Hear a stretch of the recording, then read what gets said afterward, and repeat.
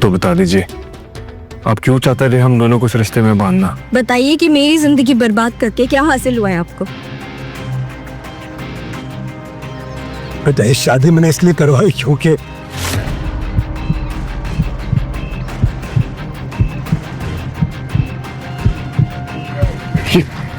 दादाजी क्या हो रहा है? दादाजी क्या हो रहा है? शिवाय, शिवाय कुछ करो नहीं कि क्या हो रहा है? उठिए दादाजी, प्लीज उठिए। नंदिनी, तुम्हारे दादाजी नहीं रहे। मगर दादाजी के मरने के अगले ही दिन से शिवाय के बुरे दिन शुरू हो गए। नंदिनी और उसकी माँ आए दिन उसकी बेइज्जती करते। कभी शिवाय से बर्तन धुलवाए जाते, कभी घर का पोछा लगवाया जाता। एक दिन नंदिनी की कॉलेज की पुरानी दोस्त रिया घर आई। तुमने क्या नया नौकर रख लिया है घर के लिए? मैं नौकर नहीं, नंदिनी का पति हूँ। क्या? नंदिनी का पति? तूने क्या छुप के घर के नौकर से ही शादी कर ली नंदिनी? हाँ हाँ हाँ, वेरी फनी। मेरी किस्मत पर हंसना बंद कर दो। तो इस फटीचर को तलाक क्यों नहीं दे देती? दादाजी ने शर्त ही ऐसी रखी है कि मैं इसे तलाक नहीं दे सकती। छोड़ इसे। जब से पनौती आया है ना तो दादाजी रहे और कंपनी की हालत इतनी खराब हो गई है कि क्या बताऊं। तुझे पता है मुझे बहुत अर्जेंटली 5 करोड़ की जरूरत है। अरे तो तू यश से क्यों नहीं बात करती? वो अपना कॉलेज फ्रेंड, वो तो अभी इंडस ग्रुप का मालिक भी है। और तुझे तो याद ही है कि वो कॉलेज टाइम पे तुझ पर राइट। यश ने पहले भी नंदिनी को छोटी मोटी चीजों में मदद की थी। खास बात यह थी कि नंदिनी जानती थी कि यश इन मददों के बहाने उस पर डोरे डाल रहा है और उस पर बुरी नियत रखता है। मगर वो इन सब बातों को इग्नोर करके भी उससे हेल्प लेती रही, क्योंकि उसे अपने करियर में आगे बढ़ना था। ऐसे में जब नंदिनी की मीटिंग यश के साथ फिक्स हुई तो शिवाय उसकी कार ड्राइव करके उसे ऑफिस तक ले आया। हेलो नंदिनी।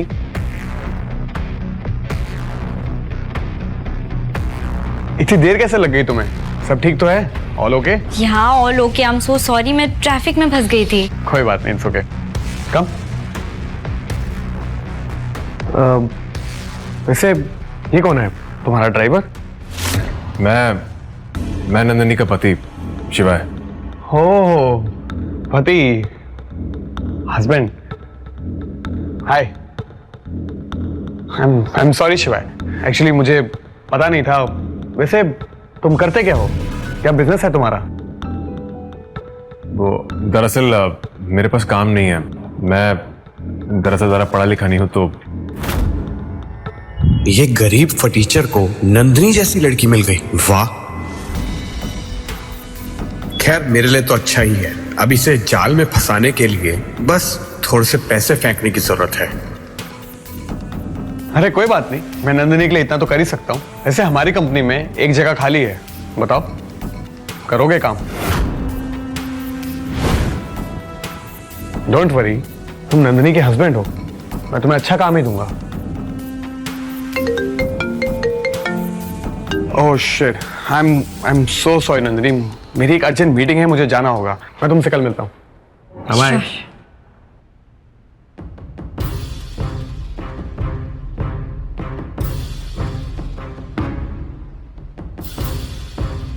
क्या जरूरत थी बताने की कि तुम मेरे पति हो? और तुमने ये भी बता दिया कि तुम्हारे पास कोई जॉब नहीं है। ये सब बताया तो बताया, जब वो तुम्हें जॉब ऑफर कर रहा था तो हाँ क्यों नहीं बोल रहे थे? कब तक तुम्हें ऐसे बैठाकर खिलाऊंगी मैं? नंदिनी, मुझे इस यश की नजर कुछ ठीक नहीं लग रही है। वो तुम्हारी कंपनी को बचाने के लिए पैसे नहीं दे रहा है, वो तुम्हें इसलिए पैसे दे रहा है क्योंकि उसकी बुरी नजर है तुम पर। Shut up. तुम्हें पता भी है एक कंपनी को चलाने के लिए क्या कुछ करना पड़ता है।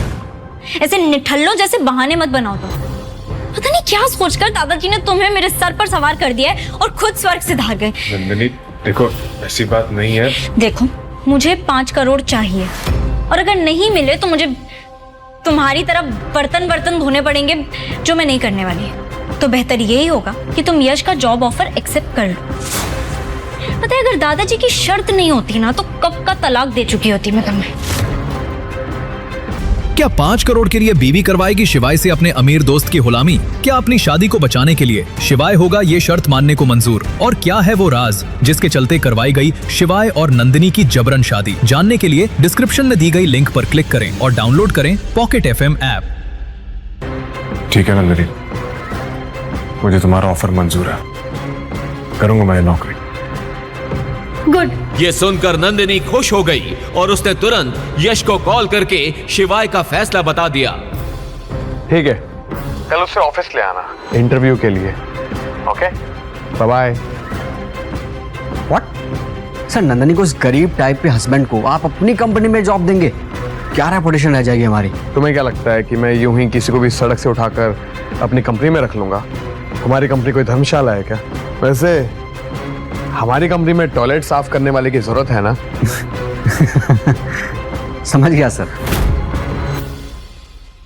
अगली सुबह नंदिनी शिवाय को लेकर यश के ऑफिस पहुंची। रास्ते भर नंदिनी शिवाय को इंटरव्यू में कैसे बात करनी है ये समझाती रही। Okay okay sir. Hi. Hi Nandini, how are you? I am good. आओ ना, बैठो ना, come. Hey wait, Menaka listen. Yes sir. Shivaay को बाहर लेके जाओ और फॉर्म फिल करवाओ। आइए। एंड लिसन, बाहर जाके सबको बोल देना कि मुझे डिस्टर्ब ना करे, मुझे नंदिनी से कुछ पर्सनल बात करनी है। Got it? शिवाय को ये सब देखकर चिढ़ हुई, लेकिन नंदिनी के चलते वो चुप रहा।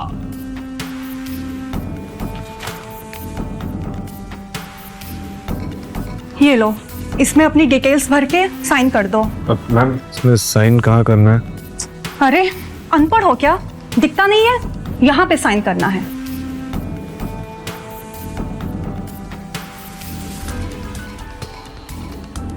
शिवाय फॉर्म में अपनी डिटेल्स भर रहा था कि तभी भागते हुए मैनेजर यश की कैबिन में पहुंचा। यस सर, दिनेश सर आए हैं। यश के चाचा जी दिनेश एक एक्स आर्मी मैन थे और अब उज्जैन के सबसे बड़े बिजनेसमैन में से एक थे। यश उनके साथ ही काम करता था और उन्हीं के पैसे पर उड़ता था। नंदिनी, हमें चलना होगा, चलो।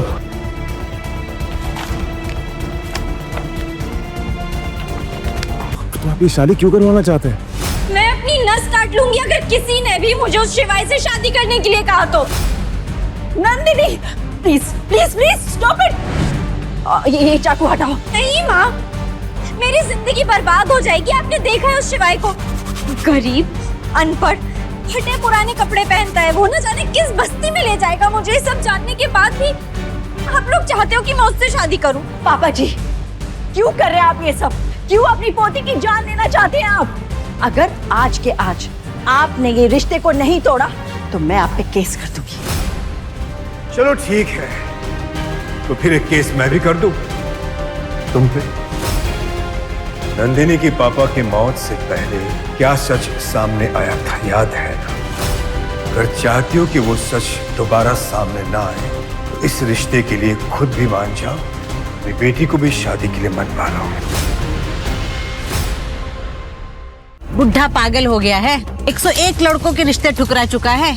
लगता है ये बुढ़ा ना अपनी पोती की शादी होने ही नहीं देगा। अरे 100 क्या 500 लड़कों के रिश्ते ठुकरा सकता है ये। और ये बुढ़ा कोई आम बुढ़ा नहीं है, देश का सबसे रईस बुढ़ा है ये। बजाज इंडस्ट्रीज का मालिक है मुकेश बजाज। और ये जब किसी भी शख्स से अपनी पोती की शादी करवाएगा ना तो पूरी दुनिया देखते रह जाएगी। मैडम जी, इस बार ऐसे रिश्ते लेकर आए नंदिनी बिटिया के लिए कि आपको पसंद आएगा ही। जिस तरह से मुकेश बजाज ने अपनी पोती के लिए बड़े से बड़े नाम को ठुकराया था, वो देखकर सब लोग बेसब्री से इंतजार कर रहे थे, ये जानने के लिए कि आखिर वो चाहते क्या थे। पापा जी, ये देखिए।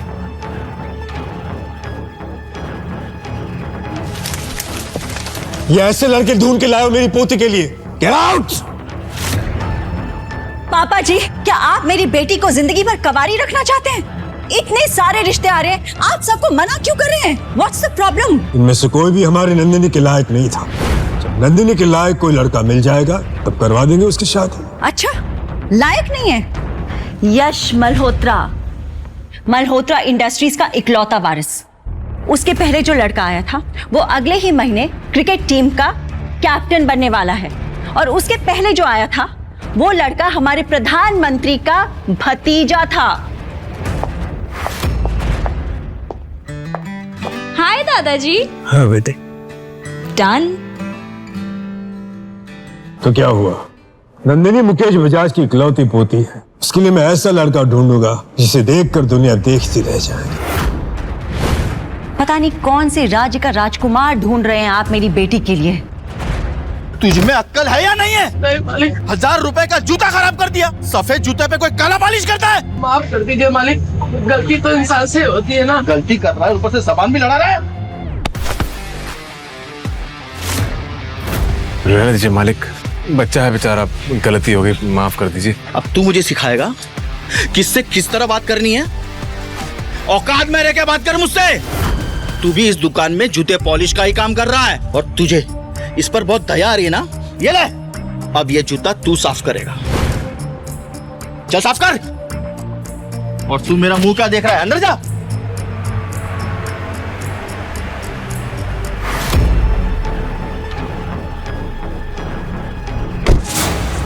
मुकेश जी, आप यहाँ क्या सेवा कर सकता हूँ? मिस्टर शिवाय, मैं मुकेश बजाज, शहर की सबसे बड़ी कंस्ट्रक्शन कंपनी बजाज कंस्ट्रक्शन का मालिक।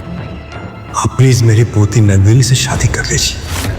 जी मगर आप ऐसा क्यों करना चाहते हैं? और आपकी पोती मुझ जैसे बूट पॉलिश वाले से शादी क्यों करेगी? मैं सबके सामने ये सब नहीं बता सकता। अब प्लीज मेरे साथ में आइए। शिवाय, मुझे पता है कि असल में तुम कौन हो, और ऐसे बूट पॉलिश वाले बनकर क्यों रहते हो? क्या? लेकिन आपको ये सब, बाकी का सब कुछ इसमें लिखा हुआ है।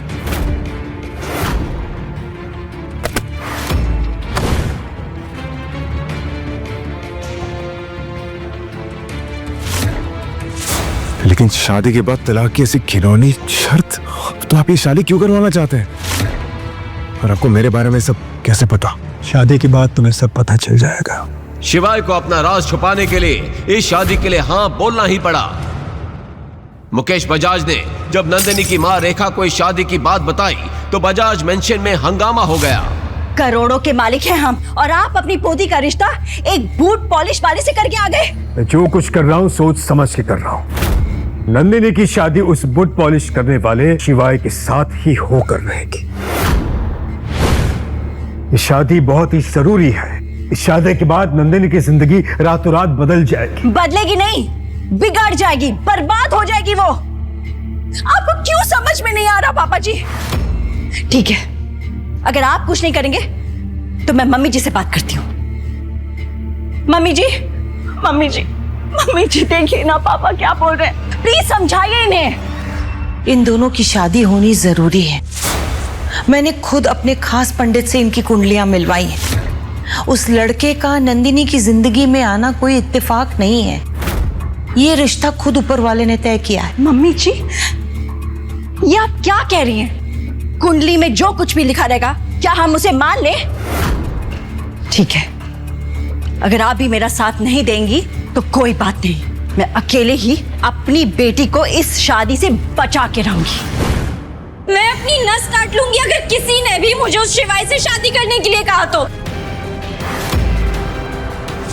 Nandini, please please please stop it. ऐसा मत कर, stop it, stop it, please कुछ मत करना। ये चाकू हटाओ। नहीं माँ, मेरी जिंदगी बर्बाद हो जाएगी। आपने देखा है उस शिवाय को, गरीब, अनपढ़, फटे पुराने कपड़े पहनता है वो, ना जाने किस बस्ती में ले जाएगा मुझे। सब जानने के बाद भी आप लोग चाहते हो कि मैं उससे शादी करूं? नहीं नहीं नंदिनी, तुम्हें कहीं नहीं जाना पड़ेगा। शादी के बाद शिवाय यहीं पर रहेगा हमारे साथ में। तुम्हें अपने ऐशो आराम छोड़ने की कोई जरूरत नहीं है। नहीं, मैं फिर भी उससे शादी नहीं करूंगी। और अगर दादाजी ने मेरे साथ जबरदस्ती की तो मैं अपनी जान ले लूंगी। स्टॉप इट, स्टॉप इट, एक मिनट, मैं समझाती हूँ। पापा जी, क्यों कर रहे हैं आप ये सब? क्यों अपनी पोती की जान लेना चाहते हैं आप? अगर आज के आज आपने ये रिश्ते को नहीं तोड़ा तो मैं आप पे केस कर दूंगी। चलो ठीक है, तो फिर एक केस मैं भी कर दूं तुम पे। नंदिनी की पापा की मौत से पहले क्या सच सामने आया था याद है ना? अगर चाहती हो कि वो सच दोबारा सामने ना आए तो इस रिश्ते के लिए खुद भी मान जाओ और अपनी बेटी को भी शादी के लिए मनवा लो। मुकेश बजाज की इस एक चेतावनी ने रेखा का मुंह ऐसा बंद किया कि वो नंदिनी को अपने साथ लिए वहां से चली गई। ये सब क्या चल रहा है? वक्त आने पर रेखा को सब कुछ बता दूंगा, पहले शादी तो हो जाए।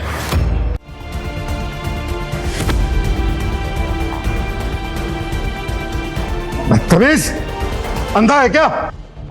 Sir I am so sorry, मैं बस यहाँ एड्रेस पूछने आया था, मैं निकल रहा हूँ, सॉरी सर। दिनेश शिवाय को पहचान ना ले इसलिए वो जल्दी वहां से निकल गया। तभी दिनेश जी की नजर वहां रखे पेन पर पड़ी। पेन पे बने उस एस को देख के उनके पैरों तले जमीन खिसक गई। ये पेन, ये इस आदमी का पेन है?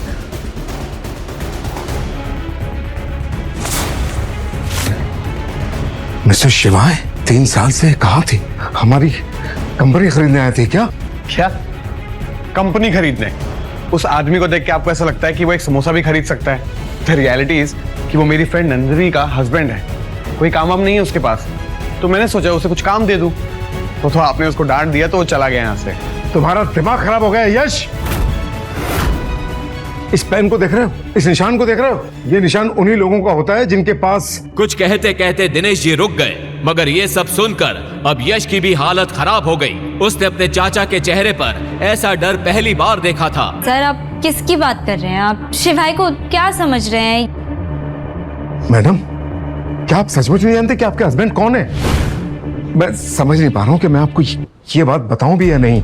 इसका मतलब शिवाय सर उज्जैन में है, कुछ बड़ा होने जा रहा है। मुझे अपनी टीम को अलर्ट करना पड़ेगा। मैडम, ये लीजिए शिवाय सर का पेन। दिनेश जी की बातें सुनकर नंदिनी की हालत खराब हो गई। आखिर मतलब क्या है इन सब बातों का? कौन है ये शिवाय? दिनेश अंकल तो एक्स आर्मी में हैं, वो उससे क्यों डर रहे हैं? नंदिनी घबराई हुई वहां से घर पहुंची और गुस्से से बोली, शिवाय कौन हो तुम? मैं तुम्हारा पति शिवाय महेश्वरी। बकवास बंद करो। ये पेन और इस पर बना ये निशान, क्या मतलब है इसका? तुम्हारे वहां से जाने के बाद इस पेन और इस निशान को देखकर दिनेश जी पसीना पसीना हो गए। हो कौन तुम, बताओ मुझे।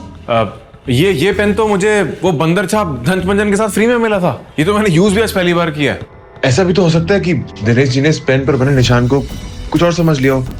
वरना तुम ही बताओ नंदिनी, अगर ये पेन इतना जरूरी होता तो क्या मैं उसे वहां छोड़कर आता? तभी नंदिनी को किसी का फोन आ गया और वो वहां से चली गई। अगली शाम नंदिनी की कॉलेज रीयूनियन पार्टी थी। Hi Nandini, you are looking so pretty. पर ऐसी भी क्या जल्दी थी कि तू ज्वेलरी पहनना भूल गई?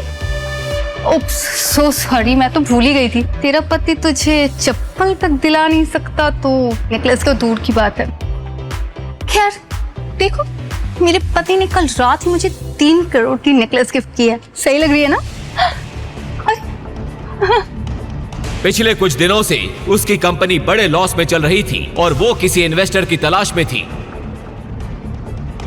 इस पार्टी में उसका अमीर क्लासमेट देव भी आया था, जो कॉलेज के दिनों में उस पर लाइन मारता था। उसने सोचा क्यों ना वो देव से ही कंपनी में इन्वेस्टमेंट करा लेगी। हाय देव। तभी उसका पति शिवाय बुके लेकर वहां आ गया। अंदर क्लब की भीड़ में शिवाय की आंखें नंदिनी को ढूंढ रही थी। जब उसने नंदिनी को एक कोने में वाइन पीते देखा, वो तुरंत दौड़कर उसके पास गया। नंदिनी उसे देखते ही नाराज हो गई। तुम यहाँ क्या कर रहे हो और ये क्या गंदे से कपड़े पहनकर आए हो? चप्पल पहनकर आ गए हो तुम?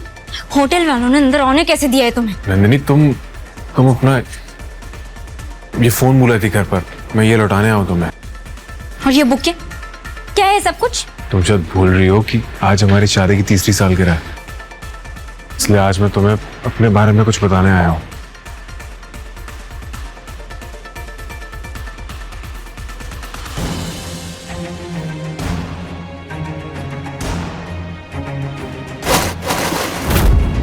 वहां खड़ा हर शख्स अब शिवाय, देव और नंदिनी को देख रहा था। Let's dance. नंदिनी, बस एक बार मेरी बात सुन लो, मैं तुम्हें सारा सच बता दूंगा। ये फूल देख रहे हो?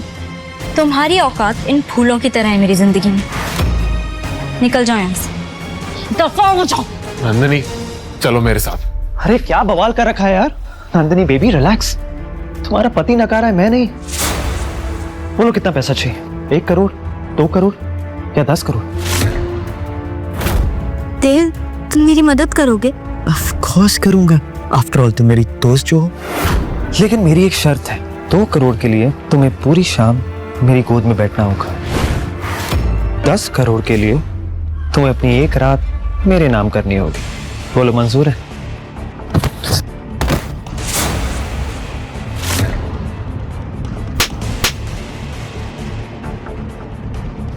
आदमी, ये क्या किया तुमने? तुम्हारा दिमाग खराब है क्या?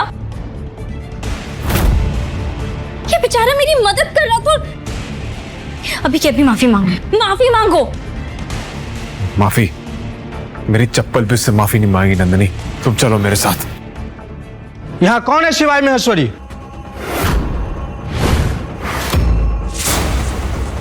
मैं हूं शिवाय महेश्वरी, और अगर मरना नहीं चाहते तो निकल जाओ यहां से अपने चंडू मंडू को लेकर।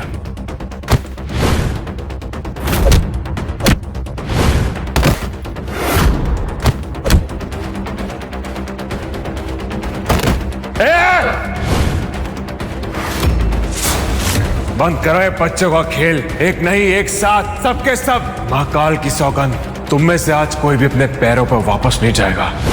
आओ।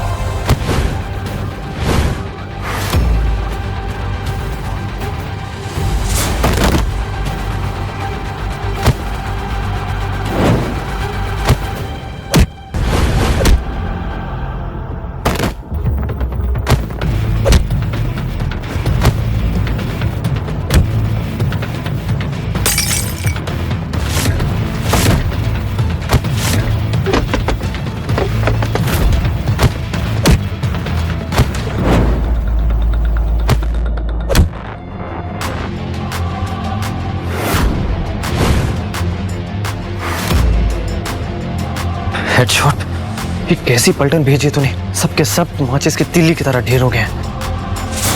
क्या? ये तो मेरे सबसे खतरनाक आदमी थे। मैं खुद वहां था। क्या?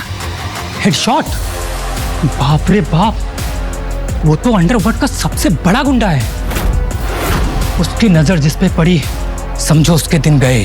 तू थोड़ी देर और रुक जा, आ रहा है इन सब का पाप। थोड़ी ही देर में 10 जीपों का कॉन्वॉय पार्टी के बाहर आकर रुक गया।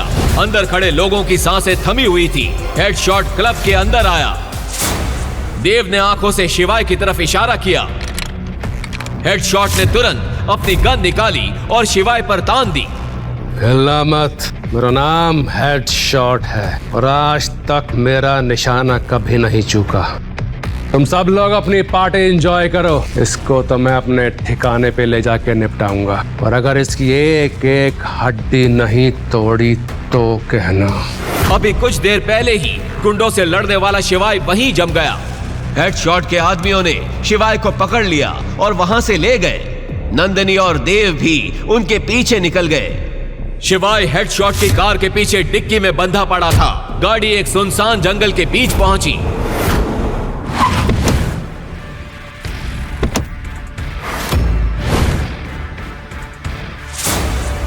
जैसे ही उन्होंने डिक्की खोली, सबके चेहरे का रंग उड़ गया।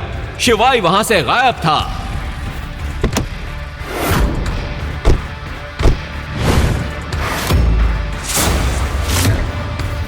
ये कैसे हो सकता है? गाड़ी तो कहीं रुकी भी नहीं है। चलती हुई गाड़ी से बंधा हुआ आदमी भाग कैसे सकता है? तभी हेडशॉट की नजर वहां पड़े एक पेन पर गई। उसे देखते ही उसके चेहरे का रंग सफेद पड़ गया। ये पेन उसका है क्या? हाँ, वो भिकमंगा इसी से पेपर साइन करता है। तुम लोग जानते भी नहीं हो कि तुम लोगों ने क्या किया है। तुम लोगों ने तो मुझे मरवा ही दिया। मेरा सारा का सारा धंधा खत्म हो जाएगा। अगर तुम भी अपनी जान बचाना चाहते हो तो जल्दी से जल्दी कहीं जाकर छुप जाओ, क्योंकि अब तुम लोग भी नहीं बचने वाले हो। अवंतिका को यहां से इज्जत के साथ बाहर ले जाओ और गाड़ी में बिठाओ, शिवाय ने हेडशॉट से कहा। हेडशॉट ने तुरंत अवंतिका को बाहर गाड़ी में बैठाया और भागते हुए शिवाय के सामने वापस आ गया। खेल में अचानक पासा कैसे पलट गया था, अवंतिका को जरा भी समझ नहीं आ रहा था। वो बस खुश थी कि आज महाकाल ने एक फरिश्ते को भेजकर उसकी इज्जत और जान दोनों बचा ली थी। आप तो वही है, हेडशॉट ने शिवाय से कहा। उसकी आंखों में उसका डर साफ नजर आ रहा था, लेकिन वहां मौजूद विकी को हेडशॉट के इस डर का कारण समझ नहीं आ रहा था। इससे पहले कि वो किसी से कुछ पूछ पाता, हेडशॉट ने शिवाय के सामने हाथ जोड़ते हुए कहा, मुझे माफ कर दो मेजर, मुझसे गलती हो गई। आप मुझे सजा दो, आप मुझे जो सजा दोगे मुझे मंजूर है। उसकी ऐसी हालत देखकर शिवाय आराम से सोफा पर बैठा लाइटर से खेलते हुए मुस्कुरा रहा था। यह वही लाइटर था जो हेडशॉट ने 5 साल पहले उस लड़ाई के बाद देखा था, जिसमें मेजर ने अंडरवर्ल्ड किंग को हराया था। उस लाइटर पर मेजर गुदा हुआ था। कुछ सेकंड्स के बाद शिवाय ने लाइटर को टेबल पर रख दिया और हेडशॉट की तरफ देखते हुए विकी को सुनाने के लिए बोला, यहां पर अभी कुछ लोग कुछ कह रहे थे। क्या कह रहे थे? कि मुझे मेरे पैरों में गिरना होगा, मेरे बाप को भी मेरे पैरों में गिरना होगा, माफी मांगनी होगी, वगैरह वगैरह। शिवाय के मुंह से यह बात सुनते ही हेडशॉट का दिमाग और खराब हो गया। उसने गिड़गिड़ाते हुए बोला, इसका दिमाग खराब हो गया था मेजर, कुछ भी बकवास किए जा रहा था। और तुम शायद अवंतिका को मारने भी वाले थे। गलती हो गई मेजर। हेडशॉट ने अपने दोनों हाथ जोड़ दिए। विकी को अब तक समझ में आ गया था कि शिवाय कोई छोटी मोटी चीज नहीं था। अगर विकी वक्त रहते शिवाय से माफी नहीं मांगेगा तो शिवाय इसी वक्त उसकी जान ले सकता था। ऐसे में वो भी शिवाय के पैरों में आकर गिरा और बोला, मुझे माफ कर दो, मुझसे बहुत बड़ी गलती हो गई। आगे फिर ऐसा कभी कुछ नहीं होगा। मां कसम, मैं कभी किसी लड़की के साथ ऐसा नहीं करूंगा। शिवाय ने विकी को हीन भावना से देखा और बोला, तुमने जो आज किया है वो माफी के लायक नहीं है। ऐसी हरकत तो कोई जानवर भी नहीं करता है। तुझे आज माफ कर भी दिया तो भी इस बात की क्या गारंटी है कि तू आगे से कभी ऐसा कुछ नहीं करेगा? शिवाय की यह बात सुनकर विकी सहम गया और हिचकिचाते हुए बोला, मेजर, मैं अपनी मां की कसम खा रहा हूं। मैं अपनी मां की कसम झूठी नहीं खाता। आज से हर औरत को देवी मानूंगा। शिवाय उसकी बात सुनकर मुस्कुराया और बोला, काश तुझे इस बात का एहसास पहले से होता, क्योंकि मैं तुझ जैसे राक्षस को सजा दिए बिना छोड़ने वाला नहीं हूं। उसने हेडशॉट को देखा और बोला, इस मामले में तुम मेरी मदद कर सकते हो? शिवाय का भरोसा जीतने का हेडशॉट के पास इससे अच्छा मौका नहीं था। उसने तुरंत कहा, जी मेजर, आप बस बताइए इससे कौन सी सजा दूं? शिवाय ने जवाब में गहरी सांस लेते हुए कहा, तुम तो मुझे जानते हो ना हेडशॉट, मेरी तरह सोचो और इसे सजा दो। कहकर शिवाय खड़ा हुआ और बाहर चला गया। हेडशॉट ने विकी के ही कुछ गार्ड्स को बुलाया और बोला, इसे खड़ा करो, जल्दी जाओ। गार्ड्स तुरंत विकी की तरफ बढ़ने लगे। यह सुन के विकी और भी घबरा गया और उसने कहा, नहीं, आप मेरे साथ ऐसा नहीं कर सकते। साले, ज्यादा बोल रहा है। अगर तू लड़कियों के साथ ऐसा वैसा कर सकता है तो हम भी तेरे साथ ऐसा कर सकते हैं। हेडशॉट ने चिल्लाते हुए कहा। इधर नाइट क्लब के बाहर अवंतिका पहले से ही शिवाय की गाड़ी में बैठी थी। शिवाय ने भी कार में बैठने के लिए दरवाजा खोला ही था कि तभी नाइट क्लब के अंदर से विकी के चिल्लाने की आवाज आई। यह सुनकर अवंतिका ने शिवाय की तरफ देखा और बोली, यह कैसी आवाज थी? क्या पता, अंदर कुछ हुआ होगा। तुम फिक्र मत करो अवंतिका। और उसने अपनी गाड़ी चालू कर ली। वैसे तुम हो कौन और तुम्हें किसने बताया कि मैं यहां हूं? अवंतिका ने यह सवाल शिवाय से पूछा। अवंतिका के मन में यही चल रहा था कि कहीं शिवाई वही लड़का तो नहीं जिसने 12 साल पहले उससे प्रॉमिस किया था। इससे पहले कि शिवाई अवंतिका की इस बात का जवाब दे पाता, अवंतिका का फोन बज उठा। ये रेखा का फोन था। उसका नाम देखते ही अवंतिका का गुस्सा 7वें आसमान पर चढ़ चुका था। फिर भी अवंतिका ने फोन उठाया और उधर से रेखा ने कहा, बेटा, मैंने बस यही पूछने के लिए फोन किया था कि तू अभी विकी के साथ ही है ना? उसका यह सवाल सुनते ही अवंतिका भभक उठी और चिल्लाते हुए बोली, आप जैसी औरत मैंने अपनी जिंदगी में नहीं देखी। मैं आपकी बात मान के यहाँ आई और यहाँ आकर मुझे पता चला कि आपने मुझे उस हैवान को बेच दिया है। ये सुनते ही रेखा का भी पारा गर्म हो गया। वो समझ गई थी कि अवंतिका विकी के साथ नहीं थी। ऐसे में उसने कहा, तुम मेरे ऊपर चिल्ला रही है? तुझे तो मुझे शुक्रिया कहना चाहिए था, वरना तुझे विकी जितना अमीर आदमी क्या कभी मिल पाता? ये सब आपने मेरी जिंदगी बनाने के लिए नहीं, अपनी जिंदगी बनाने के लिए किया है। पैसे लिए आपने उससे मेरे बदले में। लेकिन तेरी प्यारी दादी को तो सब पता ही था ना, उन्होंने ही तुझे समझाया था वहां जाने के लिए। अब सभी लोग एक जैसे ही हो। ये कहते हुए अवंतिका का गला भर आया था। उसकी आंखों से आंसू टपकने लगे थे। शिवाई जो कि बगल में बैठा था, वो सारी बातें सुन रहा था। उसे भी अवंतिका के लिए बुरा लग रहा था। उससे रहा नहीं गया और उसने अवंतिका के कंधे पर हाथ रखते हुए कहा, अवंतिका रिलैक्स, तुम अब सेफ हो, फिक्र मत करो। रेखा ने शिवाई की यह आवाज पहचान ली थी। उसने गुस्से में कहा, तू इसके साथ क्या कर रहा है? नंदिनी को डिवोर्स देने के बाद भी हमारा पीछा नहीं छोड़ेगा क्या? रेखा की यह बात सुन के अवंतिका शॉक्ड हो गई। उसने सपने में भी यह नहीं सोचा था कि शिवाय और कोई नहीं बल्कि नंदिनी का एक्स हस्बैंड था। लेकिन अब अवंतिका को रेखा की एक भी बात नहीं सुननी थी और अवंतिका ने कॉल काट दिया। पर अभी भी अवंतिका के आंसू नहीं रुके थे। उसके दिल में बहुत कुछ था जो वो बाहर निकालना चाहती थी। जब उससे रहा नहीं गया तो उसने रोते हुए कहा, मेरी जिंदगी ही खराब है। पहले तो मुझे उस लड़के ने धोखा दिया जिसके इंतजार में मैं पागलों की तरह बजाज फैमिली की हर बात मानती रही, इस उम्मीद में कि एक दिन वो लड़का आएगा। लेकिन मैं ही पागल थी जो उसकी बातों में आ गई। और अब ये दादी। अवंतिका को ये कहते सुनकर शिवाय का दिल उसके लिए टूट रहा था। उसने अवंतिका की तरफ देखते हुए कहा, महाकाल जो भी करते हैं अच्छे के लिए ही करते हैं, वो तुम्हारा बुरा कभी नहीं करेंगे।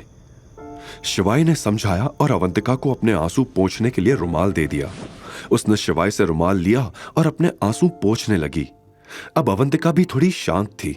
उसने पहले एक नजर शिवाय को देखा और फिर एक गहरी सांस लेते हुए बोली,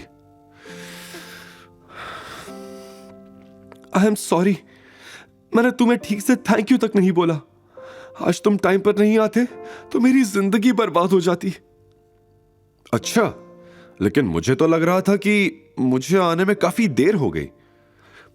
बीते 3 सालों को याद करके शिवाय ने धीमी आवाज में कहा। अवंतिका शिवाय की बात सुन नहीं पाई। उल्टा उसने शिवाय से पूछा, तुम वही हो ना जिसकी बातें ऑलमोस्ट पूरे शहर में होती है? निकम्मा हस्बैंड, राइट? सॉरी, एक्चुअली लोग तुम्हारे बारे में यही कहते हैं, लेकिन मुझे तो तुम कहीं से भी निकम्मे नहीं लगे। बल्कि तुम जैसा हस्बैंड किसी लड़की को मिल जाए तो उसकी जिंदगी जन्नत हो जाए। यह सुनकर शिवाय शर्मा गया और उसने एक नजर अवंतिका पर डाली। फिर बात का रुख मोड़ते हुए अवंतिका ने वो सवाल पूछा जो वो जानने के लिए बेसब्र थी। और तुम्हें कैसे पता चला कि मुझे विकी के पास भेज दिया गया है? तुम्हारे किसी रिश्तेदार को बात करते हुए सुन लिया था। अब मैडम, अगर आपके सारे सवाल खत्म हो गए हो तो क्या मैं खुद सवाल पूछ सकता हूं? अवंतिका यह सुनकर शिवाय की तरफ देखने लगी। तुम ठीक हो ना अवंतिका? शिवाय की आवाज में हल्की चिंता थी। अवंतिका ने धीरे से हां में सिर हिला दिया। वैसे तुम रहती कहाँ हो? तुम्हें कभी बजाज मैंशन में देखा नहीं। हॉस्टल में? हॉस्टल में क्यों? और कोई ऑप्शन भी तो नहीं है, अवंतिका ने कहा। शिवाय ने उसे 1 सेकंड के लिए देखा और बोला, तुम्हारा मन नहीं होता उस जगह को छोड़कर किसी अच्छी जगह पर रहने का? मन तो मेरा काफी चीजों का होता है, लेकिन बजाज फैमिली ने मुझे मेरे मन की कभी करने ही नहीं दी। और तो और मुझे बचपन से अपना बर्थडे तक मनाने नहीं दिया गया। रेखा आंटी का कहना है कि मैं जब से पैदा हुई हूं उस दिन से उनके परिवार को ग्रहण लगे हुए हैं। मैं उनके परिवार के लिए श्राप हूं। शिवाय ने यह सुनकर एक पल के लिए अवंतिका को देखा और बोला, तुमने कभी अपना बर्थडे सेलिब्रेट नहीं किया? अवंतिका ने ना में सिर हिला दिया। उसकी आंखों में उसकी उदासी साफ नजर आ रही थी। यह देखकर शिवाय ने एक गहरी लंबी सांस ली और कहा,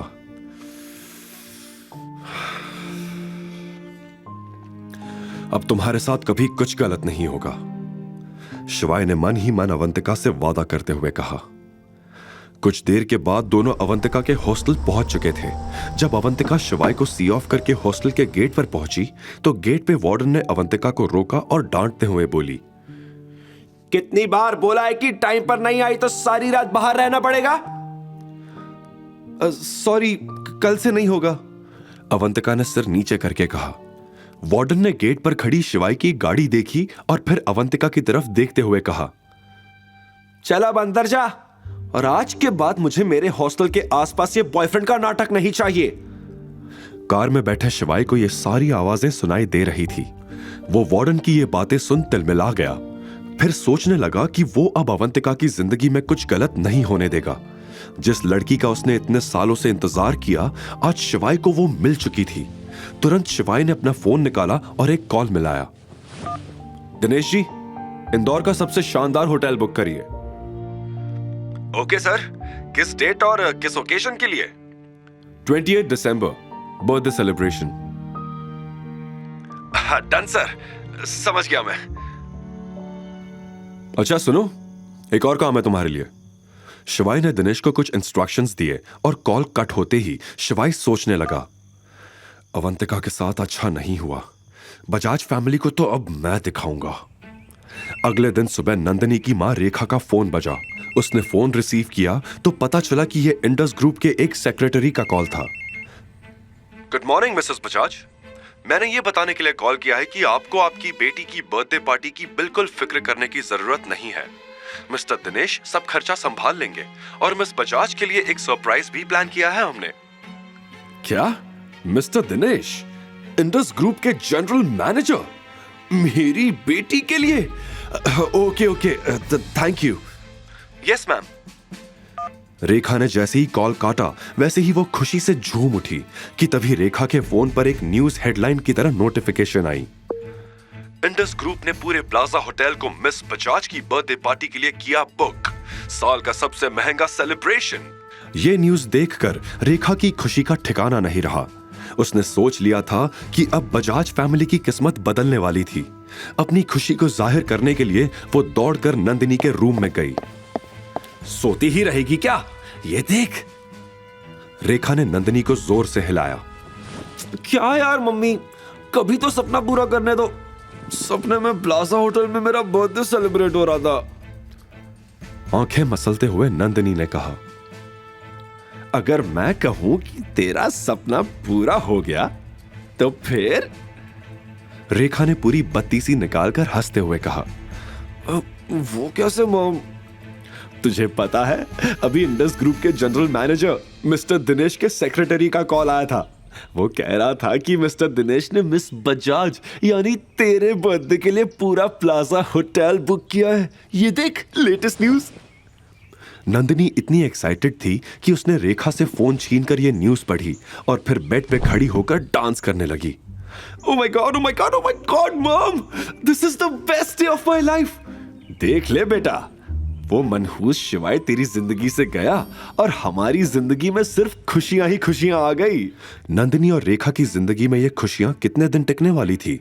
शिवाय किस तरह से बजाज फैमिली से बदला लेगा और इतने वक्त बाद शिवाय को मिली खुशियां क्या बरकरार रह पाए? सुबह सुबह हॉस्टल के बाहर शिवाय कैब में अवंतिका का इंतजार कर रहा था। अवंतिका हॉस्टल से बाहर निकली और ये देखकर चौंक गई कि वहां शिवाय खड़ा था। चलो मेरे साथ। लेकिन कहां? अवंतिका ने असमंजस में पूछा। क्या मुझ पर ट्रस्ट नहीं? शिवाय ने मुस्कुराते हुए कार का दरवाजा खोला। अवंतिका भी खुशी खुशी कार में बैठ गई। मैंने तुम्हारे लिए एक सरप्राइज प्लान किया है, शिवाय ने कहा। कल रात के बाद अवंतिका भी शिवाय पर भरोसा करने लगी थी, क्योंकि शिवाय ने उसे इतनी बड़ी मुसीबत से बाहर निकाला था। बिना किसी सवाल के वो चुपचाप गाड़ी में बैठ गई और गाड़ी चल पड़ी। तकरीबन आधे घंटे में वो दोनों इंदौर शहर के सबसे पॉश एरिया निपानिया पहुंच गए, जहां एक से बढ़कर एक ऐसी इमारतें थी जिन्हें देखकर आंखें खुली की खुली रह जाए। अवंतिका भी ये देखकर एक पल के लिए दंग रह गई। फिर उसने शिवाय से पूछा, तुम मुझे यहां क्यों लाए हो? ये तो हाई एंड रेजिडेंशियल एरिया है। घर लेना तो दूर की बात है, मैं यहां का किराया भी अफोर्ड नहीं कर सकती। तुम ज्यादा मत सोचो और चलो मेरे साथ, शिवाय ने प्यार से मुस्कुराते हुए कहा। अवंतिका ने फिर शिवाय को टोकते हुए कहा, क्या तुम यहां मेरी नौकरी लगवाओगे? मैंने सुना है यहां पैसे तो अच्छे मिलते हैं, पर मेरी क्वालिफिकेशन इतनी नहीं है कि मुझे यहां नौकरी मिल सके। तुम समझ रहे हो ना? अवंतिका की इतनी दिल दहला देने वाली बातों का वो क्या जवाब दे, ये शिवाय समझ नहीं पा रहा था। उसने गहरी सांस लेकर कहा, तुम एक बार अंदर तो चलो, फिर तुम्हें सब पता चल जाएगा। इतने सालों तक जिल्लत भरी जिंदगी जीने के बाद अवंतिका को अच्छी चीजों की बिल्कुल भी उम्मीद नहीं थी। इसी वजह से ये बात उसकी सोच से भी परे थी कि आज शिवाय उसके लिए यहां घर खरीदेगा। वो दोनों अंदर गए। आगे अवंतिका चल रही थी और पीछे पीछे शिवाय। अवंतिका को देखते ही सेल्स वुमेन खुश हो गई। आज अवंतिका ने हल्के गुलाबी रंग की कुर्ती पहनी थी। उसके बाल हवा में लहराते हुए उसके चेहरे को छू रहे थे। कल तक उसकी आंखों में जो डर था वो आज एक अलग चमक में बदल चुका था। सेल्स वुमेन ने खुद से कहा, फाइनली आज एक अच्छा घर बिक जाएगा, मेरे कमीशन का इंतजाम हो जाएगा। लेकिन जैसे ही उसने अवंतिका के पीछे देखा, उसके चेहरे का रंग उड़ गया। उसे लगा था कि लड़की इतनी सुंदर लग रही है तो साथ में आने वाला आदमी भी अमीर होगा। लेकिन शिवाय की हालत देखते ही वो समझ गई कि ये बस दूर से घर देखने आए थे, खरीदने नहीं, क्योंकि इतने महंगे घर खरीदने की औकात उनकी लग नहीं रही थी। हेलो मैम, हेलो सर, क्या आप यहाँ घर देखने आए हैं? आई थिंक आप गलत जगह पर आ गए हैं। यहाँ के मकान बहुत महंगे हैं। आप प्लीज किसी सस्ते एरिया में जाकर विजिट कीजिए, थैंक यू। ये कहकर सेल्स वुमेन जाने के लिए मुड़ने लगी। अवंतिका का सिर शर्म से झुक गया। तभी शिवाय ने सेल्स वुमेन को रोकते हुए कहा, मैडम, मुझे इस एरिया का सबसे महंगा विला दिखाइए। यह सुनते ही वहां खड़ा हर शख्स दंग रह गया और शिवाय को घूर कर देखने लगा। तभी सेल्स वुमेन बोली, सर, आपको पता होगा कि यह एरिया इंदौर का सबसे पॉपुलर एरिया है और यहां सबसे महंगा घर 3 करोड़ का है, जिसमें आपको 50% पहले ही जमा करना होगा। सेल्स वुमेन की यह बात सुनते ही शिवाय ने कहा, तो क्या, जो भी है मैं खरीदूंगा, मुझे घर दिखाओ। मुंह बनाते हुए सेल्स वुमेन ने शिवाय को देखा और बोला, सर, आप पक्का घर लेना चाहते हैं ना? क्योंकि हम बहुत कम लोगों को यहां एंटरटेन करते हैं। लेकिन शिवाय ने बिना डरे कहा, आपको लगता है हम यहां टाइम पास करने आए हैं? आप हमें दिखा दो, हम अभी ले लेंगे। अब सेल्स वुमेन को गुस्सा आ रहा था। उसने इतना जिद्दी इंसान आज तक नहीं देखा था। वो सोचने लगी कि क्या बहाना बनाकर शिवाय को ऑफिस से बाहर निकाले, और ये चीज अवंतिका ने उसकी आंखों में देख ली थी। उसने भी झिझकते हुए शिवाय के कान में कहा, अभी यहां से चलते हैं शिवाय, वरना ये लोग हमें धक्के मारकर यहां से निकाल देंगे। आगे की कहानी जानने के लिए देखिए अगला एपिसोड सिर्फ पॉकेट एफएम के यूट्यूब चैनल पर। और शिवाय एक विनाशक के सारे एपिसोड्स को सुनने के लिए डिस्क्रिप्शन में दी लिंक से डाउनलोड करें पॉकेट एफएम ऐप। अवंतिका तो सच से काफी दूर थी। शिवाय ने उसे बस एक नजर देखा और वो कुछ कहने ही जा रहा था कि उसी समय पीछे से एक तेज चिल्लाने की आवाज आई। मैंने बाहर लोगों को बात करते हुए सुना है कि यहाँ कोई पागल घर खरीदने आया है। शिवाय ने पीछे मुड़कर देखा तो सामने रेखा नंदिनी के साथ खड़ी थी। नंदिनी और रेखा पास की ही एक शॉप में नंदिनी की बर्थडे ड्रेस खरीदने आई थी। लेकिन मुझे बिल्कुल भी उम्मीद नहीं थी कि मेरी बेटी को तलाक देने के बाद मेरा निकम्मा दामाद अचानक इतना अमीर बन जाएगा कि करोड़ों की प्रॉपर्टी खरीद सकेगा। आसपास के लोग भी अब शिवाय को नीची नजरों से देखने लगे थे, लेकिन यह बात अवंतिका से बर्दाश्त नहीं हुई। हालांकि वह शिवाय से कल ही मिली थी, पर इतनी सी मुलाकात में ही उसे यह मालूम हो गया था कि शिवाय एक नेकदिल इंसान है। इसी वजह से उसने दांत पीसते हुए रेखा को जवाब दिया, तमीज से बात करो, अब ये तुम्हारी बेटी का पति नहीं है। अवंतिका को अपने बचाव में बोलते देख शिवाय का दिल भर आया और शायद ये पिछले 3 साल में पहली बार हुआ था कि कोई उसके लिए भी सोचने लगा था। वो बहुत प्यार से अवंतिका को देखने लगा। ओहो, देखो तो ये भी है। अगर तुम बोलती नहीं तो मुझे पता ही नहीं चलता कि तुम भी यहां हो। तुम दोनों एक साथ, ये कब हुआ? लो देख लो सब इस बेशरम को। मेरी बेटी के तलाकशुदा पति के साथ अब ये गुलछर्रे उड़ा रही है। बगल में खड़ी नंदिनी भी चिल्ला पड़ी। माँ बेटी एक जैसी ही निकली। इसकी माँ ने मेरे पापा को फंसाया था और इसने मेरे पति को फंसा लिया। अपनी माँ के बारे में सुनते ही अवंतिका का चेहरा उतर गया। उसकी आंखों में आंसू आ गए। शिवाय ने अवंतिका के आंसू देखकर तुरंत कहा, नंदिनी, पहले तो मैं तुम्हारा हस्बैंड नहीं, एक्स हस्बैंड हूं। और अवंतिका तुम्हारी जैसी नहीं है जो लड़कों के पीछे पैसों के लिए भागे। मुझे तो तुम मां बेटी की हरकतों से लगता है कि अवंतिका की मां नहीं बल्कि आप दोनों बेशर्म हो। शिवाय को भी अपना फेवर लेते देख अवंतिका ने पहली बार एक अलग सा कॉन्फिडेंस महसूस किया। उसे ऐसा लगा मानो अब उसे किसी का डर नहीं और अब वो शिवाय के साथ पूरी दुनिया जीत सकती थी। अच्छा, तो अब ये 2 कौड़ी की लड़की तुम्हारे लिए इतनी जरूरी हो गई कि तुम हमसे लड़ रहे हो? यह सुनते ही शिवाय को बहुत गुस्सा आया, लेकिन अवंतिका के कोमल हाथों ने उसे रोक लिया। आज शायद अगर अवंतिका उसे नहीं रोकती तो वो सारी हदें पार कर देता। How impressive! अच्छा हुआ मैंने तुम्हें डिवोर्स दे दिया। तुम्हारे जाते ही इंडस ग्रुप के जनरल मैनेजर ने इंदौर का सबसे महंगा होटल मेरे बर्थडे के लिए बुक किया है। अब समझे तुम कितने मनहूस थे मेरे लिए। ये कहते हुए नंदिनी और रेखा जोर जोर से हंसने लगी। अगल बगल खड़े लोग नंदिनी को घूरने लगे। ये खबर फ्रंट पेज पर थी, इसलिए सब जानते थे कि इंडस ग्रुप ने पूरा प्लाजा होटल मिस बजाज की बर्थडे पार्टी के लिए बुक किया है। पर वो लड़की नंदिनी थी, ये देखने के बाद वहां खुसुर फुसुर होने लगी। क्या कहा तुमने? इंडस ग्रुप के मैनेजर ने होटल बुक किया है, वो भी नंदिनी तुम्हारे लिए? नहीं तो क्या अवंतिका के लिए किया है? नंदिनी चिल्लाकर बोली। शिवाय ने दिनेश को अवंतिका के लिए प्लाजा होटल बुक करने के लिए कहा था, जो हो भी गया था। लेकिन शिवाय ने दिनेश से यह भी कहा था कि ऐसा कंफ्यूजन पैदा करे जिससे नंदिनी और रेखा को लगे कि यह पार्टी नंदिनी के लिए रखी गई है।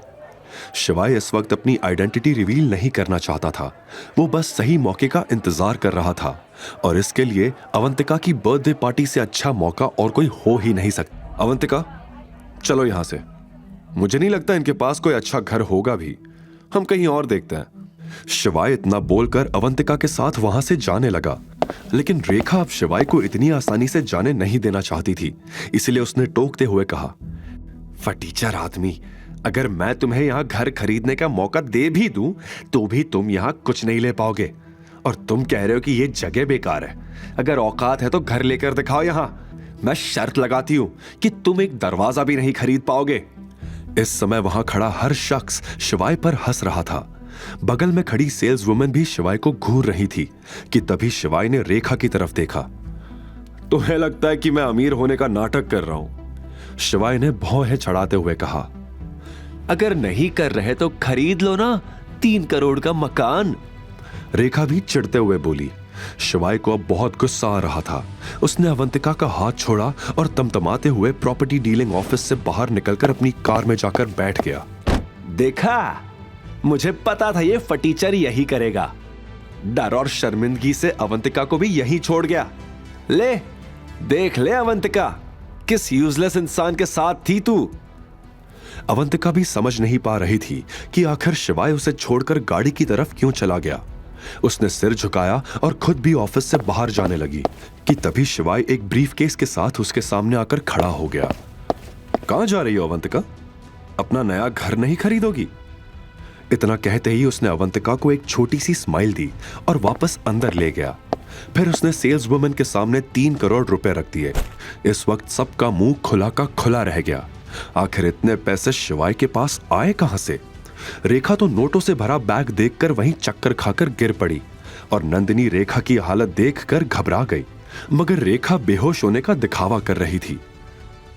मैं अभी के अभी पूरी पेमेंट कैश में करूंगा और तुम्हारा उसमें कोई कमीशन नहीं होगा।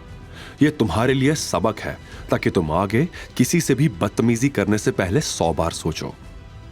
शिवाय ने गुस्से से सेल्स वुमन से कहा। अवंतिका भी ये सारा मंजर देखकर चौंक गई। उसने पीछे से शिवाय की शर्ट की स्लीव्स कसकर पकड़ ली। शिवाय समझ गया था कि अवंतिका डरी हुई है, इसलिए उसने उसके हाथ पर अपना हाथ रखते हुए उसे फौरन शांत किया। नंदिनी वहीं खड़ी होकर यह सब देख रही थी। उसे बहुत जलन हो रही थी। तो मेरा शक सही निकला, तुम दोनों का अफेयर चल रहा है। ओ गॉड अवंतिका, मुझे लगता था कि तुम थोड़ी तमीजदार लड़की हो, पर मैं गलत थी। तुम्हें भी डोरे डालने के लिए मेरा ही पति मिला था। और शिवाय, डिवोर्स के समय मुझे तुम्हारे लिए बुरा लग रहा था। मैं तुम्हारी नौकरी लगवाना चाहती थी, पर तुम भी डिस्गस्टिंग निकले। अब मेरा मुंह मत देखो, आओ और मेरी मां को उठाओ। अगर यह पहले की बात होती तो शिवाय तुरंत दौड़कर रेखा को उठाता, लेकिन अब मामला बदल चुका था। शिवाय ने नंदिनी के कहने पर भी रेखा को इग्नोर कर दिया और रजिस्ट्री अवंतिका के नाम करवाने लगा। तभी वहां खुशी से भागते हुए मैनेजर आया और पूछने लगा कि किसने खरीदा वो मकान, जल्दी बताओ। सेल्स वुमन ने डरते हुए शिवाय की ओर इशारा किया। इन्होंने सर। लेकिन जैसे ही मैनेजर ने शिवाय की ओर देखा, वो बौखला गया और गुस्से से बोला, यह क्या मजाक है? इसकी हालत देखकर लगता भी है कि यह 3 करोड़ का मकान ले पाएगा। पक्का इसने ये पैसे चोरी किए हैं। जल्दी पुलिस को फोन लगाओ और इसे पकड़ कर रखो, ये कहीं जाने ना पाए। Call the police now. इतना सुनते ही अवंतिका के पैरों तले जमीन खिसक गई और बगल में खड़ा शिवाय भी शॉक्ड हो गया। अब क्या होगा शिवाय के साथ? क्या सच में उसे चोरी के इल्जाम में पुलिस ले जाएगी? अवंतिका कैसे बचाएगी शिवाय को इस मुसीबत? आप सही बोल रहे हैं, जरूर इसने ये सब कहीं से चोरी किया होगा, वरना कल तक तो ये हमारे टुकड़ों पर पलता था, और एक ही दिन में इतने पैसे कहां से आ गए बताओ? मैनेजर की पुलिस को बुलाने की धमकी सुनकर रेखा झट से खड़ी हो गई और तुरंत आग में घी डालते हुए उसने ये कहा। यह बात सुनकर मैनेजर का शक यकीन में बदल गया। उसने शिवाय से पूछा, मैं फिर आपसे पूछ रहा हूं, क्या सच में ये सारे पैसे आपके हैं या नहीं? शिवाय को मैनेजर की यह बात बिल्कुल पसंद नहीं आई। उसने जवाब में कहा, अगर पैसे मैं लेकर आया हूं और मेरी ही कार से लाया हूं तो ये बिल्कुल मेरे ही है। और आप ये कैसे कह सकते हैं कि ये पैसे मेरे नहीं है? आप बिना जाने मुझ पर शक कैसे कर सकते हैं? रेखा ने अपनी बात से सभी के मन में शिवाय के खिलाफ शक भर दिया था। सभी की शक भरी नजरों की वजह से अवंतिका भी डर गई और उसने शिवाय का हाथ पकड़ लिया। अवंतिका का शिवाय के करीब आना नंदिनी को बिल्कुल पसंद नहीं आ रहा था। आपके पास इन पैसों का कोई रिकॉर्ड नहीं है, और जैसा कि इन्होंने बोला उस हिसाब से आपके पास इतने पैसे होना नामुमकिन है। मैनेजर ने रेखा की तरफ इशारा करते हुए कहा। तभी बीच में रेखा कूद पड़ी और बोली, ये जरूर उन्हीं लोगों के पैसे होंगे जिन्होंने इसको घर तक लिफ्ट दी थी। तेरे दोस्त थे ना वो, तूने उनसे चोरी की। अब मैनेजर को रेखा की बातों पर यकीन हो चुका था, क्योंकि उसकी नजर में भी शिवाय एक मामूली आदमी ही लग रहा था जो इतने पैसे रखने के काबिल नहीं था। ऐसे में मैनेजर ने शिवाय को धमकी देते हुए कहा, अगर अब आपने हमें सच नहीं बताया तो मैं आपको चोरी के केस में अंदर करवा दूंगा। नहीं, ये पैसे इनके ही हैं, अवंतिका ने जोर देते हुए कहा। लेकिन रेखा ने उसकी बात को तुरंत काटा और बोली, तो खुद हमारे टुकड़ों पर पलती है और आज एक लड़का मिला तो भूल गई खुद की सच्चाई। इस बात का अवंतिका कोई जवाब नहीं दे पाई। इन सभी बातों के बीच मैनेजर किसी के साथ फोन पर बात करने चला गया। कुछ ही सेकंड्स के बाद वो वापस आया और बोला, मैंने पुलिस को बुला लिया है, कुछ ही देर में वो आ रही हैं। इसी बीच शिवाय ने अपना फोन निकालकर दिनेश को कॉल करना चाहा, लेकिन तभी उसे पता चला कि उसके फोन की बैटरी डेड थी। यह गलती नहीं करनी चाहिए थी तुम्हें, शिवाय ने मैनेजर से कहा। मैनेजर उसकी बात सुनकर बस मुस्कुरा रहा था। कुछ ही देर बाद पुलिस भी आ गई। पुलिस को देखकर अवंतिका घबरा गई। जैसे ही शिवाय को पुलिस ले जाने लगी, वैसे ही अवंतिका मैनेजर के पास दौड़ी। प्लीज, मैं आपके सामने हाथ जोड़ती हूं, शिवाय को बचा लीजिए प्लीज। शिवाय को यह देखकर गुस्सा आया। उसने दूर से चिल्लाया, नहीं अवंतिका, यहां किसी से मदद मांगने की जरूरत नहीं है। ये सब पछताएंगे, महाकाल की कसम पछताएंगे। लेकिन अवंतिका को बिल्कुल अच्छा नहीं लग रहा था कि शिवाय को पुलिस बेवजह ही ले जा रही थी। शिवाय को जाता देख अवंतिका की आंखों से आंसू टपकने लगे, लेकिन तभी उसे यह महसूस हुआ कि वो तो शिवाय से सिर्फ एक दिन पहले ही तो मिली थी, तो उसे जाता देख वो रोने क्यों लगी थी? क्यों शिवाय को जाता देख उसका दिल दुख रहा था? यह नजारा देखकर रेखा और नंदिनी आपस में हंसने लगी और वहां से निकल गई। उधर पुलिस शिवाय को अपने साथ ले आई थी। इंटेरोगेशन रूम में शिवाय टेबल की एक तरफ चेयर पर बैठा था और दूसरी तरफ एक हाई रैंक ऑफिसर रवि बैठा था। उसकी उम्र 40 साल के करीब थी। उसके चेहरे से लीडरशिप क्वालिटी साफ झलक रही थी। ऑफिसर के पीछे 2 कांस्टेबल्स भी खड़े थे। अगर तू मुझे सब सच सच बता देगा तो हो सकता है मैं तुझे जाने दूं, लेकिन अगर मुझसे होशियारी करने की कोशिश की तो सालों के लिए अंदर डाल दूंगा। अब बता, कहां से पैसे चुराए तूने? मुझे पता है किसी के पास से भी इतने अमाउंट में कैश देखकर कोई भी उसे चोर ही समझेगा, लेकिन मैं आपको सच बता रहा हूं, ये पैसे मेरे हैं। तुझे अपनी जान प्यारी नहीं है क्या? जेल में जाने का शौक है? मैं आपको सब सच ही बता रहा हूं। आपने इंडस ग्रुप का नाम तो सुना ही होगा, वही कंपनी ना जो दुनिया की सबसे बड़ी कंपनीज में से एक है। जी हां, मैं उसका चेयरमैन हूं। जैसे ही शिवाय ने यह बात कही वैसे ही पहले तो दोनों कांस्टेबल्स हंसने लगे। शिवाय जो कि सीरियसली अपनी बात बता रहा था वो भी हैरान हो गया कांस्टेबल्स का चेहरा देखकर। तभी ऑफिसर ने हाथ से इशारा करके दोनों को चुप रहने के लिए कहा और शिवाय से बोला, तू होश में तो है? देख, अगर इस बारे में झूठ बोलेगा तो अभी अंदर कर दूंगा। शिवाय ने जवाब में कहा, अगर आपको मेरी बात पर यकीन नहीं होता तो इंडस ग्रुप में कॉल करके आप पूछ लीजिए। इतनी बड़ी कंपनी का नंबर हमारे पास कैसे हो सकता है? वैसे एक बात बता, क्या डिवोर्स का इतना बड़ा सदमा लगता है कि आदमी पागल ही हो जाता है? शिवाय की आवाज अब शांत हो चुकी थी। उसने इंस्पेक्टर रवि से शांति से कहा, अगर आप मुझे मेरा फोन चार्ज करके दे दें तो मैं कॉल करके किसी को बुला लूं। शिवाय की सीरियस टोन सुनकर रवि भी गंभीर हो गया। उसने कांस्टेबल को इशारा करते हुए कहा, जा इसका फोन लेकर आ, मैं भी तो देखूं कौन है ये। कांस्टेबल बाहर गया और उसने शिवाय का फोन चार्ज किया। जब वो लौटा तो उसके हाथ में शिवाय का फोन था। उसने बिना कुछ कहे फोन शिवाय की ओर बढ़ा दिया। शिवाय ने तुरंत फोन मिलाया और उसने कुछ सेकंड्स की बातचीत के बाद कॉल काट दिया। उसके चेहरे पर गंभीरता झलक रही थी। बिना किसी झिझक के उसने फोन टेबल पर रख दिया। तभी पुलिस स्टेशन में अवंतिका एक छोटा सा बैग लिए अंदर आई। वो एक पुलिस वाले के पास गई और बोली, सर प्लीज आप शिवाय को छोड़ दो। कौन शिवाय? शिवाय महेश्वरी, अभी कुछ देर पहले ही उन्हें यहां लाया गया है। अच्छा, वो अंदर रूम में पूछताछ चल रही है। फिर अवंतिका ने अपना छोटा सा बैग उस पुलिस वाले को दिया। ये क्या है? चौंकते हुए उस पुलिस वाले ने पूछा। उसने बैग खोलकर देखा तो पता चला कि उसमें कुछ पैसे थे। ठीक है, आप वहां बैठो, मैं बताता हूं, और इस बैग को अपने पास रखिए। पुलिस वाले ने बैग को वापस अवंतिका को देते हुए कहा। अवंतिका बैग लेकर दूर किसी बेंच पर जाकर बैठ गई। तभी उसकी नजर बाहर की तरफ गई, जहां 2 वकील डीआईजी के साथ दौड़े दौड़े इंटेरोगेशन रूम की तरफ भागते हुए गए। इंटेरोगेशन रूम का गेट खुला। शिवाय का चेहरा देखकर डीआईजी घबराया और आते ही रवि पर चिल्लाने लग गया, तुम्हें मालूम भी है ये कौन है? रवि डीआईजी को देखकर चौंक गया और खड़े होकर उसने सैल्यूट किया। दोनों कांस्टेबल्स ने भी रवि के साथ साथ डीआईजी को सैल्यूट किया। डीआईजी ने पूछा, किस चार्ज के अंदर तुमने इन्हें यहां पर बैठा रखा है? सर वो रवि डीआईजी को देखकर हक्का बक्का रह गया था। वो क्या लगा रखा है? ये इंडस ग्रुप के चेयरमैन है, इतनी बड़ी गलती कैसे कर सकते हो तुम? अब रवि बोलता भी तो क्या। इस बीच शिवाय ने कुछ नहीं कहा, लेकिन शिवाय के चेहरे से डीआईजी को यह एहसास जरूर हो चुका था कि वो खुश नहीं था। ऐसे में डीआईजी ने शिवाय से कहा, आप बाहर आराम से बैठिए, मैं इनसे बात कर लेता हूं। शिवाय ये बात सुनकर खड़ा हुआ और बाहर चला गया। डीआईजी ने वकील को इशारा किया। वकील ने रवि को कुछ पेपर्स दिए। एफआईआर लिखी?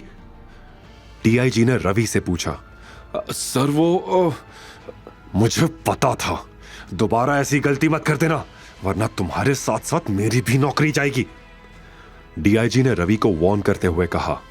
जैसे ही शिवाय बाहर आया वो चौंक गया ये देखकर कि अवंतिका वहां बैठी थी। अवंतिका के पास जाकर बैठने पर शिवाय ने देखा कि अवंतिका की आंखों में आंसू थे। फिर अवंतिका भी शिवाय को देखकर खुश हुई।